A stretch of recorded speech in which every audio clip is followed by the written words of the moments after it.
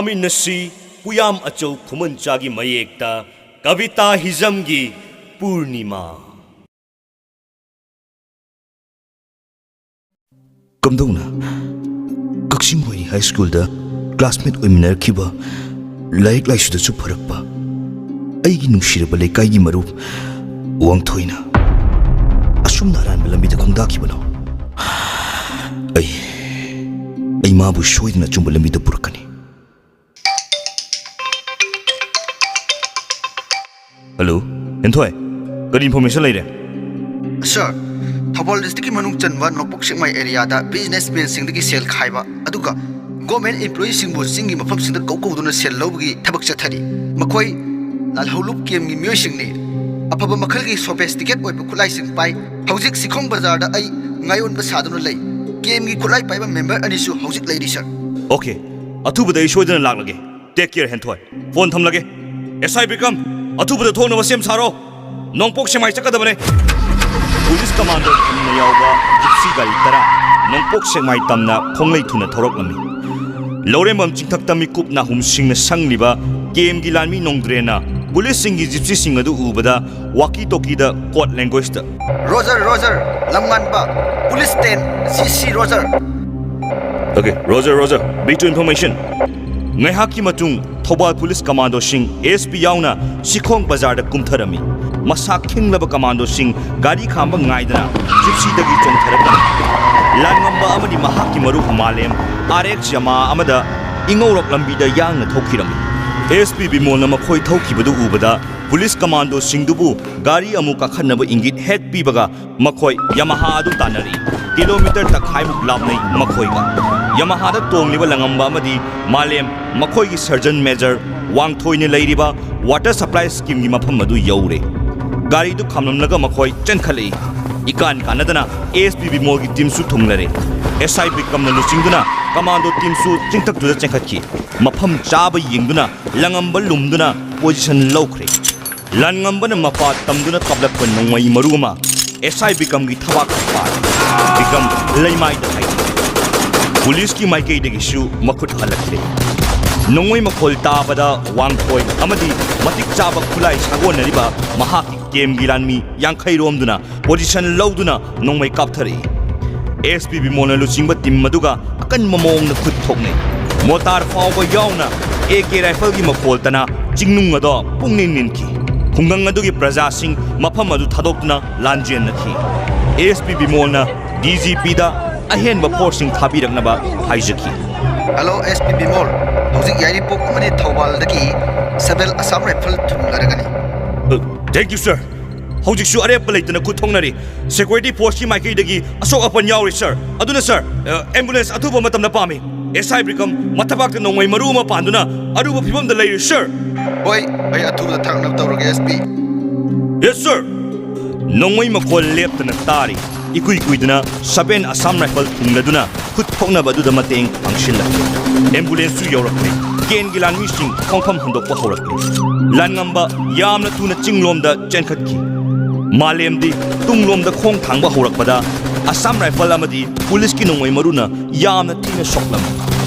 अंगांगबा ईतना चोटलबा मालेमना महाकी अरोइबा मिकोप यौरक्ले खंगलदुना खोंजेल हौना गंगलै पाक इमाहा की मपारीना याई फरे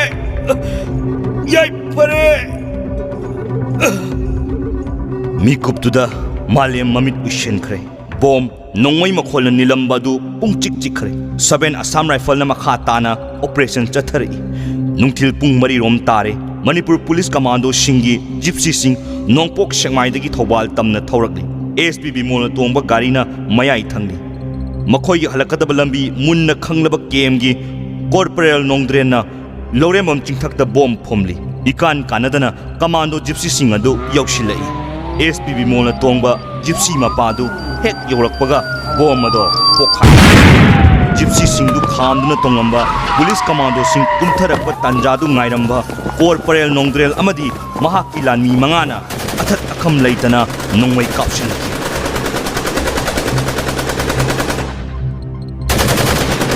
ASP बिमोल बॉम मचितना पानबदगी साथीना सोकलम्मी पुलिस की टीम नसु हंदुना नोंगमै कापलम्मी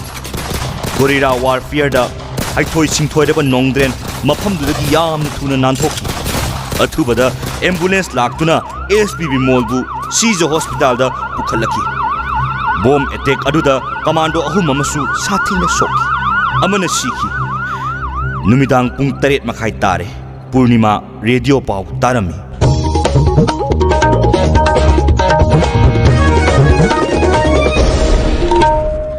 Akashvani Imphal hꯧꯖꯤꯛ ꯅꯨꯃꯤꯗꯥꯡꯒꯤ ꯄꯨꯡ 8:30 ꯇꯥꯔꯦ ꯁꯅꯥꯇꯣꯕꯗꯒꯤ ꯄꯥꯎ ꯇꯥꯃꯤꯟꯅꯁꯤ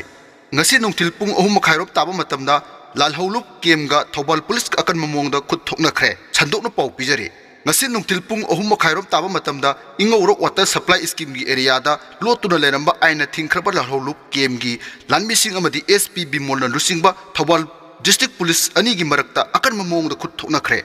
paw asina hairi madudi ngasi nungtil pung 3 taba matamda akaknaba paw ma phangbadagi thawal police ki SP na lusingba team amana commando gypsy tara rom ulunena nokpok sekmai tamna lakhi security post na sikhong bazar da thumba matamda Singnaningai oiba maongda Yamaha RX thauba makoi ani thengnakhi makoi ani bu police singna khonglei thuna tanakhi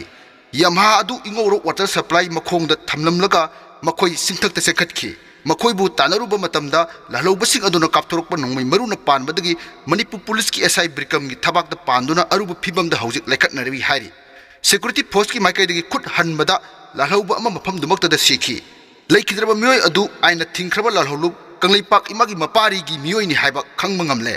mipa mipulgi paudi hojik baki ona leitri makata na police commando singna thobal tamna halakpagi lambi da phumduna leramba IED bomb ama pokhairakpadagi SPB mol yauna police personnel ani aso open nangkhre aduga amana khudakta leikidraba personnel adudi nambol nauremdagi mangsa tabam manglema maitei masagi sahi ni phulitoi aduga apokpagi ming mangsa tabam sarat thodoktu da pukchepta bomb panmadagi shokhiba SPB mol gi phibam luri Mahak hauzik Siza Hospital ki ICU da laikat nari hauzik Sabel Assam Rifle na thi humbagi thabak kanna sathari Pau taramba Purnima pau adu tabada lemai da gyan mangduna taki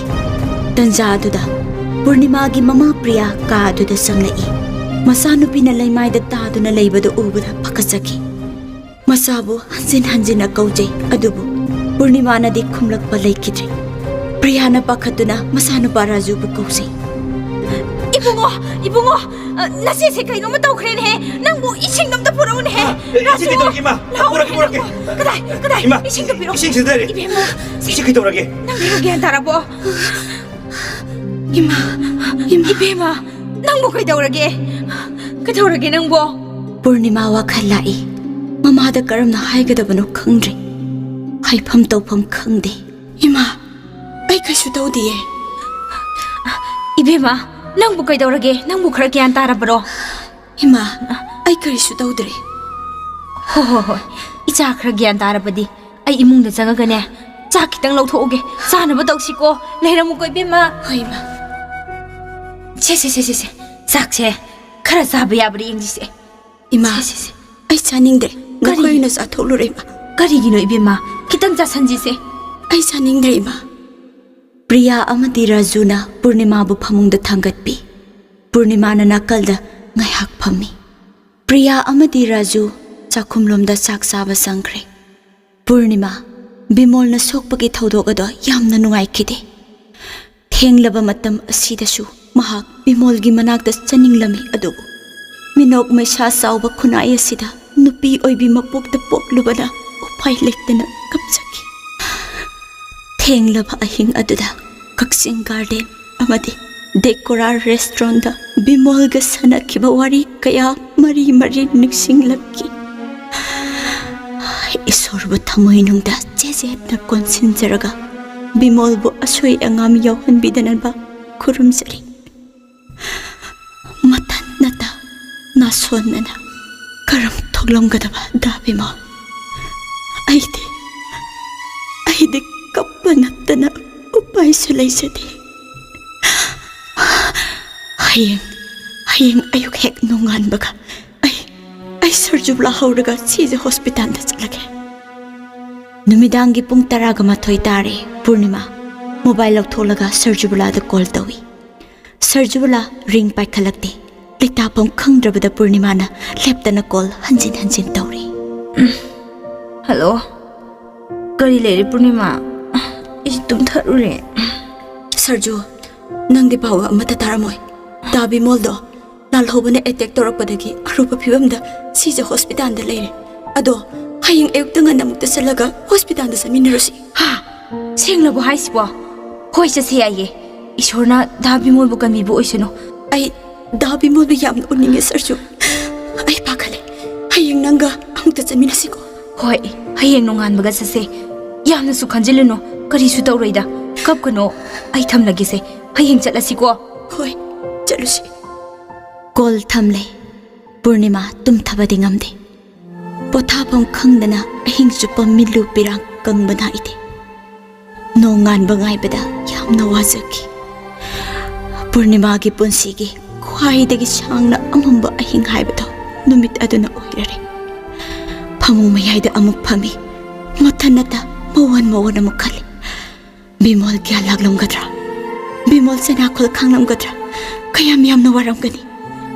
ꯅꯨꯡꯁꯤꯕ ꯍꯥꯏꯕꯁꯤꯅ ꯑꯩꯕꯨ ꯀꯌꯥꯗ ꯋꯥꯍꯜꯂꯤꯕ ꯅꯣꯡꯉꯥꯟꯕꯒꯤ ꯑꯌꯨꯛꯀꯤ ꯀꯣꯔꯧ ꯃꯁꯦꯛꯅ ꯉꯥꯟꯊꯣꯔꯛꯄꯒ ꯄꯨꯔꯅꯤꯃꯥ ꯑꯆꯝꯕ ꯐꯅꯦꯛ ꯑꯃ ꯁꯦꯠꯂꯒ ꯃꯥꯒꯤ ꯂꯩꯖꯕ ꯂꯨꯄꯥ 10,000 ꯄꯨꯔꯒ ꯁꯔꯖꯨꯕꯂꯥꯒꯤ ꯃꯌꯨꯝꯗ ꯂꯥꯛꯂꯝꯃꯤ ꯁꯔꯖꯨꯕꯂꯥꯁꯨ ꯂꯣꯏꯁꯤꯟꯗꯨꯅ ꯂꯩꯔꯝꯃꯤ ꯃꯈꯣꯏ ꯑꯅꯤ ꯑꯣꯇꯣ ꯑꯃ ꯐꯥꯔꯒ ꯕꯤꯃꯣꯜꯅ ꯂꯥꯌꯦꯡꯂꯤꯕ ꯁꯤꯖ ꯍꯣꯁꯄꯤꯇꯥꯜ ꯂꯪꯒꯣꯜ ꯇꯝꯅ ꯂꯥꯛꯂꯤ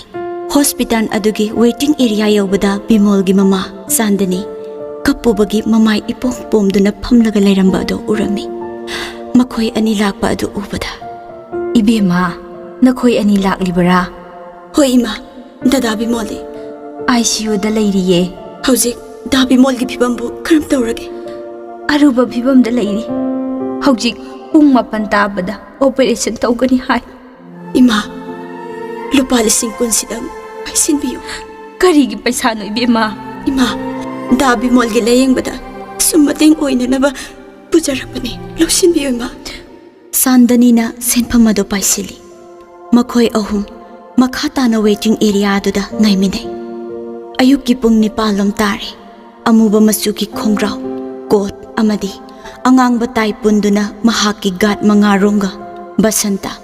ꯁꯤꯖ ꯍꯣꯁꯄꯤꯇꯥꯜꯒꯤ ꯔꯤꯁꯦꯞꯁꯟ ꯑꯗꯨꯗ ꯑꯩ ꯗꯤꯄꯨꯇꯤ ꯀꯃꯤꯁꯅꯔ ꯏꯝꯐꯥꯜ ꯋꯦꯁ ꯕꯁꯟꯇꯅꯤ ꯊꯧꯕꯥꯜ ꯗꯤꯁꯇ꯭ꯔꯤꯛꯀꯤ SP ꯕꯤꯃꯣꯜꯒꯤ ꯐꯤꯕꯝ ꯌꯦꯡꯕ ꯂꯥꯛꯄꯅꯤ ꯑꯃꯨꯛꯇ ꯎꯅꯍꯟꯕꯤꯌꯨꯕ Sir Bimol ICUꯗ ꯂꯩꯔꯤ Sir ꯏꯇꯣꯝꯇꯃꯛ ꯆꯪꯕꯤꯌꯨ ꯁ꯭ꯇꯥꯐ ꯑꯃꯅ Sirꯕꯨ ꯂꯝꯕꯤ ꯇꯥꯛꯍꯟꯖꯒꯦ ꯕꯁꯟꯇ ICU ꯌꯧꯔꯛꯂꯤ ꯑꯣꯛꯁꯤꯖꯦꯟ ꯃꯥꯛꯁ ꯎꯞꯇꯨꯅ ꯒ꯭ꯌꯥꯟ ꯇꯥꯗꯅ ICUꯒꯤ ꯐꯃꯨꯡꯗ ꯍꯤꯞꯂꯤꯕ ꯕꯤꯃꯣꯜꯒꯤ ꯃꯅꯥꯛꯇ ꯑꯍꯜ ꯑꯃ ꯐꯝꯗꯨꯅ ꯂꯩꯕ ꯑꯗꯣ ꯕꯁꯟꯇꯅ ꯎꯏ 이붕원의 까나 ꯄꯥꯕꯨꯡ ꯑꯩ ꯏꯝꯐꯥꯜ ꯋꯦꯁ DC ꯕꯁꯟꯇꯅꯤ SP ꯕꯤꯃꯣꯜꯅ ꯑꯩꯒꯤ ꯆꯥꯕꯨ ꯀꯤꯗꯅꯤꯄꯔꯁꯤꯡꯒꯤ ꯃꯈꯨꯠꯇꯒꯤ ꯀꯟꯕꯤꯈꯤꯕꯅꯤ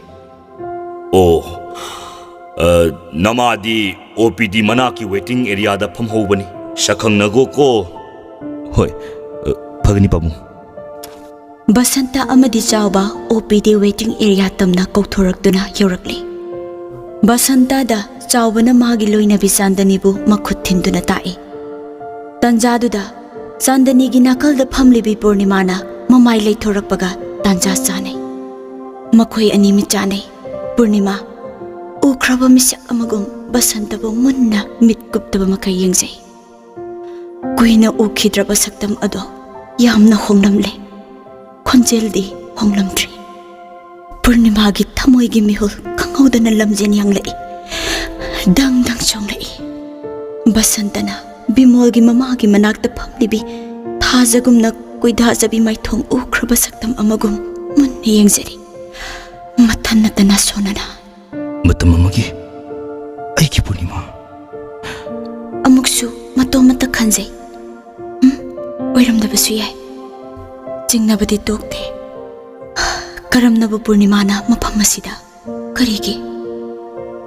ꯍꯪꯖꯔꯤ ꯋꯥꯍꯪ ꯀꯌꯥ ꯃꯁꯥ ꯃꯇꯣꯝꯇ ꯉꯥꯏꯍꯥꯛꯇꯪꯗꯨꯗ ꯀꯗꯥꯏꯗ ꯂꯩꯔꯤ ꯍꯥꯏꯕ ꯐꯥꯎꯕ ꯀꯥꯎꯊꯣꯛꯂꯨꯔꯕ ꯕꯁꯟꯇ ꯋꯥꯈꯜ ꯈꯪꯂꯥꯛ ꯂꯥꯛꯄꯒꯨꯝ ꯇꯧꯏ ꯄꯥꯕꯨꯡ ꯉꯁꯤꯗꯤ ꯑꯩ ꯆꯠꯂꯒꯦ ꯊꯕꯛ ꯑꯃ ꯂꯩꯍꯧꯔꯤ ꯑꯋꯥꯠ ꯑꯄꯥ ꯂꯩꯕ ꯈꯨꯗꯤꯡꯃꯛ ꯅꯆꯥꯗ ꯄꯥꯎ ꯄꯤꯕꯤꯔꯨꯀꯣ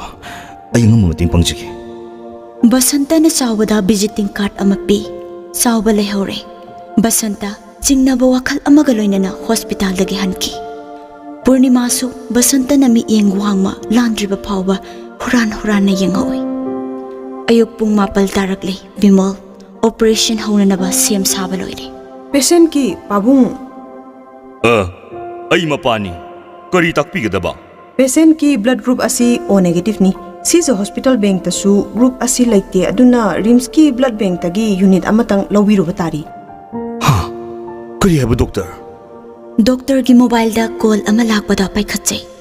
Saubadi ipang pangjaba chamjaraba ahalni. Imphal kaba phawa numit thayeng jaraga kajari mahakna karamna asikumbagi matang asida khallugani. Tanjadu da Oshinawi mahaki constable 30 ronggaloinana Sijo hospital da SPB mall gi manak laki. Doctor na phone hek thambaga. Doctor, howzik sarbi mol operation kam do batai. Operation tawragadabani adubu luribadi hojik e gi darkar oiri. Aikhoi Sizo hospital blood bank tasu O negative blood unit amata leitre. Hojik ta pau fauna jarambani. RIMS amadi Jenims tasu leitre harakle tawrise. O negative blood donor amata thibidaba yadre. Loina rakliba police constable tara amadi ai hak isama blood sample pijarubani. Adubu laibak thibadi. O negative group amata chanaramdre. Baba, nachaisu blood sample do amukta pijaruge. Karigumba chanaba thoklamlabadi darkar leba e unit to aingonda kaidumak lawbiyu. ꯍꯣꯏ ꯏꯕꯦꯝꯃ ꯂꯥꯏꯕꯛ ꯌꯦꯡꯉꯁꯤ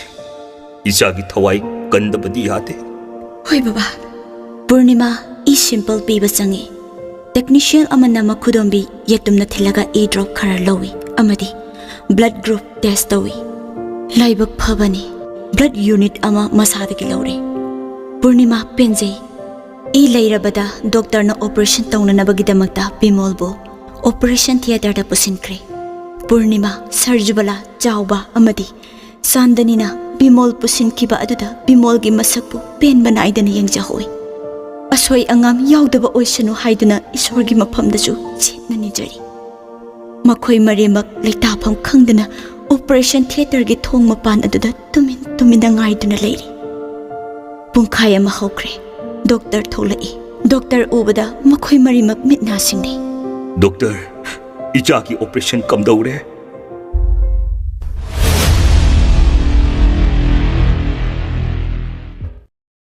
ꯃꯊꯪꯒꯤ ꯇꯥꯡꯀꯛ ꯉꯥꯏꯕꯤꯌꯨ ꯃꯇꯝꯗꯨ ꯐꯥꯎꯕ ꯀꯥꯏꯅꯕꯒꯤ ꯌꯥꯊꯪ ꯅꯤꯖꯔꯤ